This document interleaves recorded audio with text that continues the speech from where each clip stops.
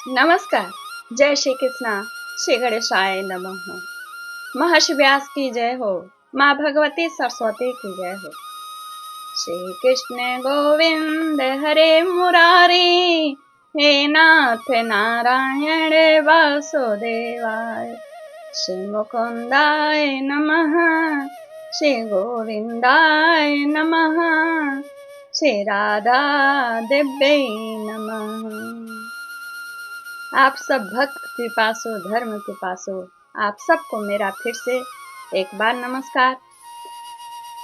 आज मैं श्रीमद् भागवत महापुराण कथा में प्रथम स्कंध से अथ चतुर्दशो अध्याय सुनाऊंगी। इसमें 42 श्लोक है, पूरा इसी वीडियो में सुनाऊंगी। इसमें महाराज जो धीर हैं, गंभीर हैं, हर समय अपने को संभालने वाले हैं, लेकिन वे भयभीत हैं।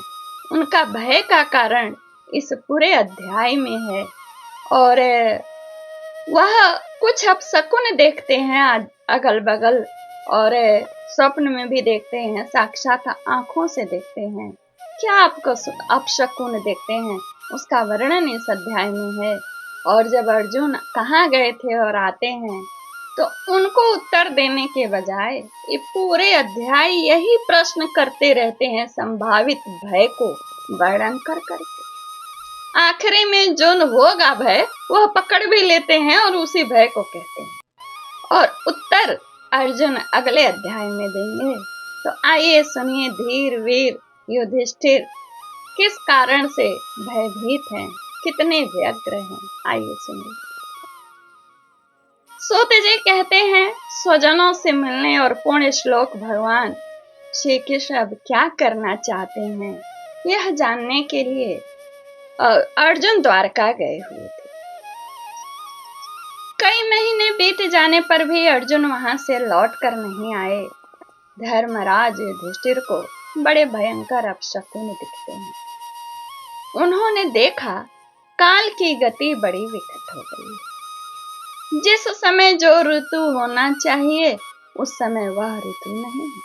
उनकी क्रियाएं उल्टी होती हैं और लोग बड़े क्रोधी हैं, लोभी, असत्य परायण हो रहे हैं। अपने जीवन निर्वाह के लिए लोग पापापूर्ण व्यवहार करने लगे। सारा व्यवहार कपट से भरा हुआ होता है, यहाँ तक कि मित्रता में भी छल मिला रहता है। पिता माता, सगे संबंधी, भाई और पति पत्नी में भी झगड़े टंटे हो रहे हैं। यह सब युधिष्ठिर देख। कलिकाल के आ जाने से, यानी कलयुग के आ जाने से लोगों का स्वभाव ही लोभ है, दम आदि अधर्म से अभिभूत हो गया है। प्रकृति में भी अत्यंत अरिष्ट सूचक अपशकुन वे देख रहे हैं, हो रहा है और वे देख रहे हैं। यह सब देखकर युधिष्ठिर ने अपने छोटे भाई भीमसेन से कहा।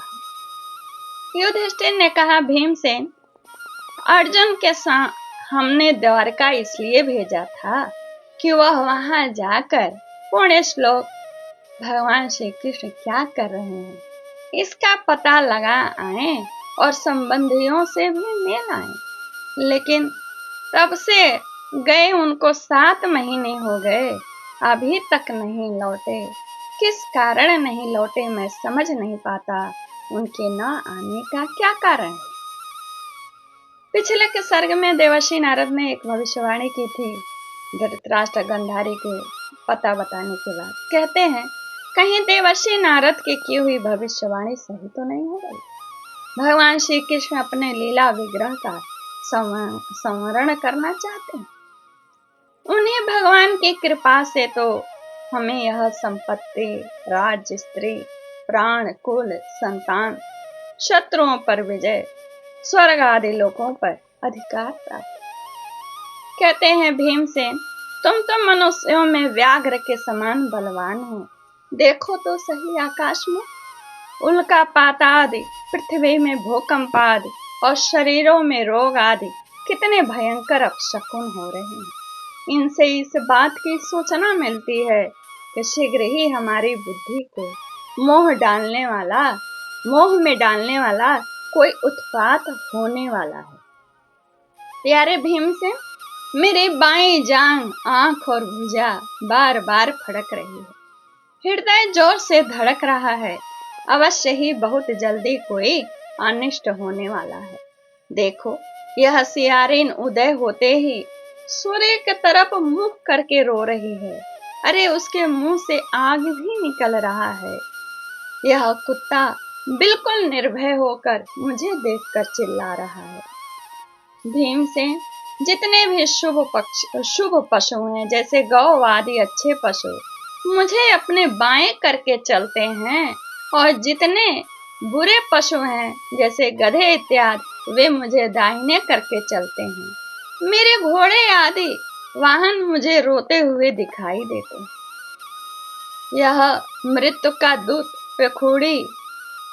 पेखुड़ी और उल्लू और उसका प्रतिपक्ष कौआ रात को अपने कर्ण कठोर यानी स्वर से मेरे मन को कपाते हुए विश्व को सूना कर देना चाहता है। इन अशुभ पक्षियों की आवाज मेरे हृदय में डर भय पैदा करता है। दिशाएं देखो धुंधली हो गई हैं। सूर्य और चंद्रमा के चारों ओर बार बार मंडल बैठते हैं। यह पृथ्वी पहाड़ों के साथ कांप उठती है। बादल बड़े जोर जोर गरजते हैं और जहां तहां बिजली भी गिरती रहती है। शरीर को छेदने वाली एवं धूलि वर्षा से अंधकार फैलाने वाली आंधी चलने लगी है। बादल बड़ा डरावना दृश्य उपस्थित करके खूब और सब ओर खून बरसाते हैं। इस तरह भयभीत वातावरण है। देखो, सूर्य की प्रभा मंद पड़ गई है। आकाश में ग्रह परस्पर टकराया करते हैं, और यही नहीं, भूतों के घनी भीड़ में पृथ्वी और अंतरिक्ष में आग से लगी हुई है। चारों ओर भूतों की बस्ती बसी है। नदी नद तालाब और लोगों के मन शुद्ध हो रहे हैं। घी से आग नहीं जलती। यह भयंकर काल न जाने क्या करेगा। बछड़े दूध नहीं पीते, गौ में दुहने नहीं देती। गौशाला में गौएं आंसू बहा रही हैं, और बैल भी उदास बैठे हैं। अब कहते हैं वे, देवताओं की मूर्तियां ऐसा लगता है रोनी सी हैं। उनसे पसीने चूने लगते हैं। वे हिलती डुलती सी दिखती हैं। सोचिए, मूर्ति जैसी रहे तो शुभ है। भाई, यह देश गांव शहर बगीचे खाने और आश्रम सिहीन और आनंद रहित हो रहे हैं। पता नहीं है हमारे किस दुख की सूचना दे रहे हैं।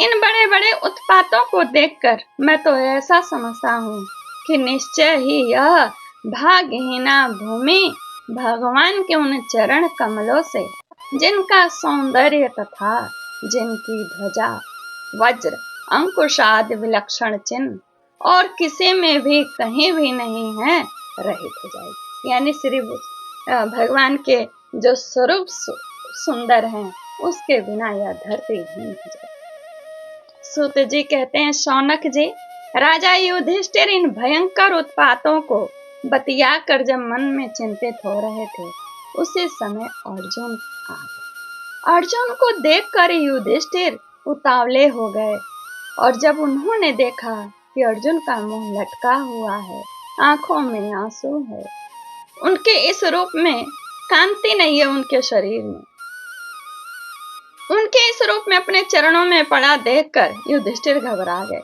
पैर छूने के लिए जब पड़े और श्रीहीन शरीर था, आंखें मुंह अर्जुन की, तो वे घबरा गए। घबराए हुए तो पहले से ही थे। सब वातावरण देख के भयभीत अपशकुन। देवर्षि नारद की बातें याद करके उन्होंने सुहृदों के सामने ही अर्जुन से पूछा, और लगातार पूछते हैं। अभी ये 25वां श्लोक से पूछेंगे, पूरा 42 श्लोक तक। युधिष्ठिर ने कहा, भाई, द्वारिकापुरी में हमारे स्वजन संबंधी मधु भोज, अब वो कुल का नाम बता रहे हैं, मधु भोज, दशहार, आई, सात्वत, अंधक और विष्णुवंशी यादव कुशल से तो हैं। हमारे माननीय नाना सुरसेन जी प्रसन्न हैं। क्वेश्चन वाचक, अपने छोटे भाई सहित मामा वासुदेव जी तो कुशल पूर्वक है ना? उनकी पत्नियां हमारी मामी देवकी आदि सातों बहनें अपने पुत्रों और बहुओं के साथ आनंद से तो हैं। जिनका पुत्र कंस बड़ा ही दुष्ट था, वे राजा उग्रसेन अपने छोटे भाई देवक के साथ जीवित तो हैं ना।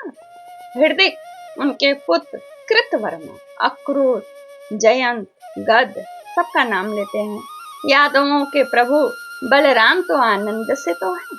सब एक एक व्यक्ति का नाम लेके पूछ रहे हैं, बोलने नहीं दे रहे हैं, खुद ही पूछे जा रहे हैं। कहते हैं, विष्णु वंश के सर्वश्रेष्ठ महारथी प्रद्युम्न सुख से तो हैं। युद्ध में बड़ी फुर्ती दिखाने वाले भगवान अनिरुद्ध आनंद से तो है ना। सुषेण चारुदेश जामवंती नंदन श्याम और अपने पुत्रों सहित ऋषभ आदि भगवान श्री कृष्ण के अन्य सब पुत्र भी प्रसन्न है ना। भगवान श्री कृष्ण के सेवक शुतदेव, उद्धव आदि और दूसरे सुनंद नंद आदि प्रधानी यदुवंशी जो भगवान श्री कृष्ण और बलराम के बाहुबल से सुरक्षित हैं, सबके सबकी कुशलता तो है। हमसे अत्यंत प्रेम करने वाले वे लोग कभी हमको याद करके प्रेम से कुछ पूछते तो थे। भक्त वत्सल ब्राह्मण भक्त भगवान श्री कृष्ण अपने स्वजनों के साथ द्वारका की सुधर्मा सभा में सुखपूर्वक विराजते हैं ना। वे आदि पुरुष बलराम जी के साथ संसार के परम कल्याण और उन्नति के लिए यदुवंश रूपी क्षीर सागर में विराजमान हैं। उन्हीं के बाहुबल से सुरक्षित द्वारिकापुरी में यदुवंशी लोग सारे संसार के द्वारा सम्मानित होकर बड़े आनंद से विष्णु भगवान के पार्षदों के समान विहार कर रहे हैं ना। अब पूछते हैं उनकी पत्नियों को। कहते हैं, सत्यभामा आदि 16,000 रानियां प्रधान रूप से उनके चरण कमलों की सेवा में ही रत रहकर उनके द्वारा युद्ध में इंद्रादि देवताओं को भी हराकर इंद्राणी के भोग भाग्य तथा उन्हीं की अभिष्ट पारिजात वस्तुओं का उपभोग कर रही है ना। यदुवंशी वीर श्री कृष्ण के बाहुदंड के प्रभाव से सुरक्षित रहकर निर्भय रहते हैं और बलपूर्वक लाई हुई बड़े बड़े देवताओं के बैठने योग्य सुधर्मा सभा को अपने चरणों से आक्रांत करते हैं ना। श्री कृष्ण जी की तरह अब बोलते हैं, भाई अर्जुन यह भी बताओ, तुम स्वयं तो कुशल से हो। अब अर्जुन को रूप देख के अब उनको बोलते हैं, तुम तो कुशल से हो ना, मुझे तो तुम श्रीहीन से दिख रहे हो।